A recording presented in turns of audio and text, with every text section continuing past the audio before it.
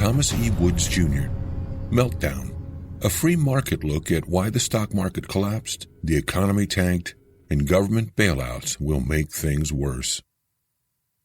In the 17th century, a single tulip from Holland was worth more than 10 times the annual salary of a skilled craftsman. Tulip mania gripped the world, inspiring rampant economic speculation, which resulted in a massive financial crash, stripping ordinary people of their life savings. Sound familiar? Whether tulips or mortgages, global markets have enjoyed countless booms and suffered through numerous busts. The most recent crisis, in 2008, reverberated all over the world, with millions of people losing their jobs, their homes, and their sense of well-being. Although many economies have since recovered, economists warn that the prevailing question is not if there will be another crisis, but when. There has to be a better way. These blinks will explain how we got into this mess and how we can free ourselves from this disastrous boom and bust cycle. Blink number 1. Deregulation and free markets didn't cause the last financial crisis. Government regulation did. It's common to see stories in the media about how unrestrained capitalism caused the most recent economic crisis. These pundits say that government should become more involved in the economy to fix the broken system. But is it possible that government, the institution tasked with repairing the economy, actually caused its collapse in the first place? Let's take a closer look. The crisis began with the government giving mortgages to people who wouldn't otherwise have been able to afford them. It started in 1999 when government-sponsored enterprises, better known as Fannie Mae and Freddie Mac, put into action a Clinton administration plan to assist low-income and minority families in purchasing homes. As part of the plan, the government forged new mortgage requirements that allowed brokers to offer loans with zero money down, enabling people with no savings to buy houses. Not just that, but these new risky mortgages were classified as creditworthy by government-backed rating agencies. These agencies then, not wanting to call politically popular programs risky, kept reassuring the public that the mortgages were secure. But Fannie Mae and Freddie Mac and the rating agencies aren't the only ones to blame for the crisis. In fact, the Federal Reserve played a major role as well. Here's how. In the early 2000s, the Fed slashed interest rates by printing tons of money. This input of cheap money, paired with relaxed mortgage rules, promoted a major housing boom, causing home prices to shoot up at an insane rate. With hopes of getting rich overnight, careless investors piled into the market. As a result, in 2006, some 25% of all home purchases were made by speculators.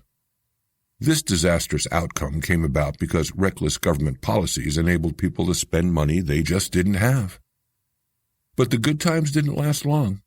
By the end of 2006, housing prices were sinking and foreclosures had risen by 43%. Since no down payments were at risk, speculators just walked out on their underwater investments. The mortgage market fell apart, and the financial system that had stuffed billions of dollars into mortgage-backed securities soon followed. Blink number 2. To understand the roots of the current crisis, we need to look at Hayek's business cycle theory. The Nobel Prize-winning economist Friedrich Hayek developed what was likely the most important economic theory of the modern world. It's called the business cycle theory, and its explanation of the boom and bust phases of the market applies to both the most recent crisis and economic catastrophes of the past. Here's how it works. The business cycle theory is based on the effects of government-suppressed interest rates. That's because artificially decreasing interest rates by printing money produces the illusion that current production can increase more than is sustainable. This deception makes entrepreneurs invest in long-term projects that aren't based on the realistic savings necessary to feed current production levels. For instance, a builder who thinks he has 30% more cement than he does will build a bigger house than he has the materials for. When he realizes he's out of cement, he won't be able to complete his build and will have wasted time and resources on something that's of no use. This means that by artificially lowering interest rates, the government causes people to act like they have a lot more money saved than they do. Therefore, spending often spikes before a big crash. We saw the business cycle theory in action during the dot-com boom of the late 1990s, for example. Between 1995 and 2000, the stock prices of Internet startups jumped dramatically. Why did this happen? All the classical signs of the business cycle were accounted for. Low interest rates prompted by the Federal Reserve's expansion of the money supply, causing record-high debt, coupled with quickly rising capital prices for things like programmers and real estate. These factors meant that by 2000, the resources necessary to complete long-term market investments no longer existed. So the dot-com bubble burst, and the value of the NASDAQ stock exchange fell by 40%. Blink number 3. Just as government intervention causes economic crises, it also prolongs them. So it's clear what caused the economic crisis we're still mired in. But how can we best deal with it? We can learn from past crises such as the Great Depression.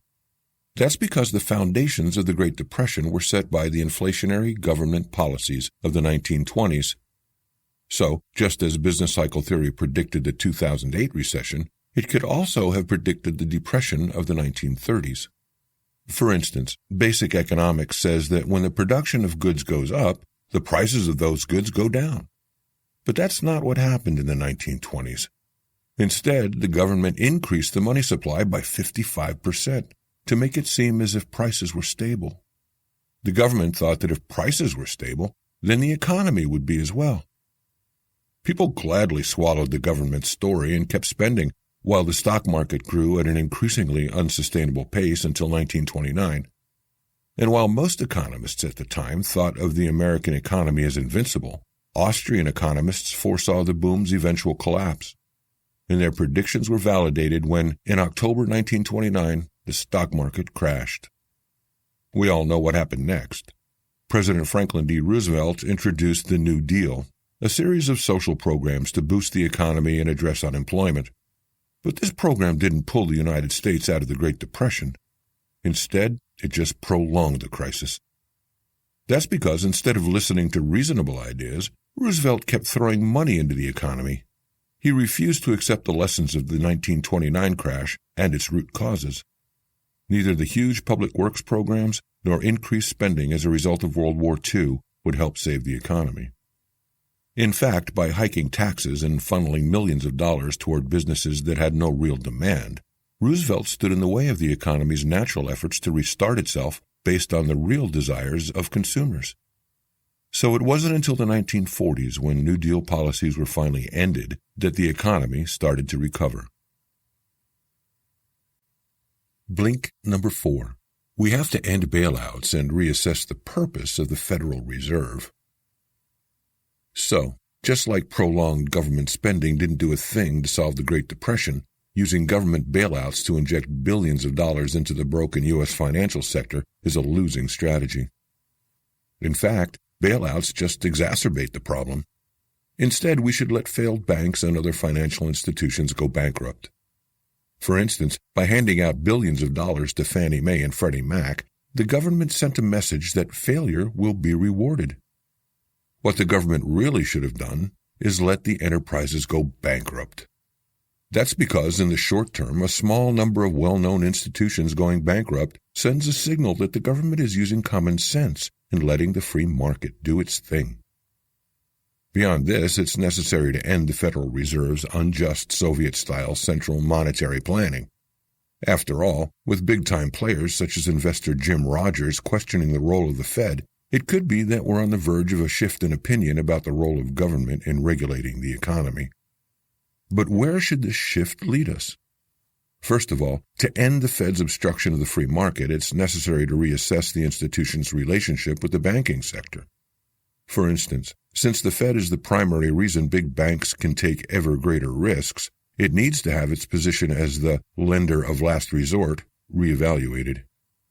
Basically, if banks keep operating under the assumption that the Fed will bail them out when their risky practices fail, the boom-bust cycle will never end. Second, the Fed needs to leave interest rates alone, as manipulating them only prolongs recessions. Instead, interest rates should float freely to fill their natural purpose of recalibrating the market to actual conditions, not artificial figures. Blink number 5. Introducing a gold standard and encouraging deflation may be the best ways to avoid future crises. At this point, it's clear that a government's ability to print as much money as it wants leads to economic crises and poor investments. We need an alternative. But what exactly would that be? Money that's connected to a commodity standard is a great way to limit government interference in the economy. That's because, unlike paper money, which can be printed endlessly, a commodity standard is tied to a supply of material like gold, which can only increase as more is discovered. But don't worry, this doesn't mean you'll have to walk around with a bag full of gold to buy your groceries. A paper substitute could be linked to the value of gold, and people could exchange paper money for gold at any time. The government is naturally against such an initiative because without the ability to print more paper money, it would need to use borrowing or tax changes to affect the economy, and it would be a lot easier for the public to protest such actions than remain perpetually in the dark, considering the secretive inflationary policies currently used by the government. But that's not the only reason such a system would be beneficial. Another reason is that while inflation is bad for the economy, deflation can be good for it. That's because inflation is an increase in the money supply, while deflation, the opposite, means lower consumer prices. Some critics of a gold-based commodity standard say that having such a system would cause deflation, since the supply of consumer goods would consistently outpace that of gold. These critics maintain that falling prices would cause an economic crisis.